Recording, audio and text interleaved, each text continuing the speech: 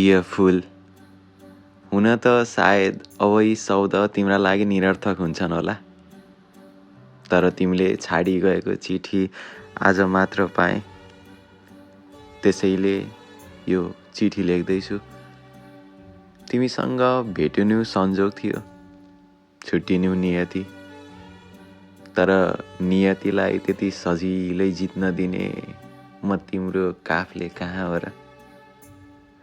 म त अझै पनि नियतिले लेखिदिएको हाम्रो कथाको कहानी फेर्न पर्खिरहेको छु।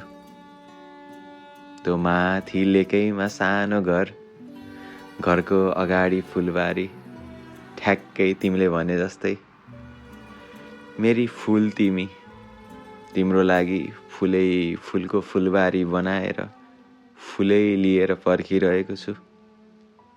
समाजले जातकै भरमा छुट्याइदिएको, मैले आफूलाई त्यही समाजबाट छुट्याइदिएँ। तिम्रो काफले तिमीलाई पर्खिबसेको छ, तिम्रो उनको स्वेटर लगाएर। छिट्टै फर्किआउनु है।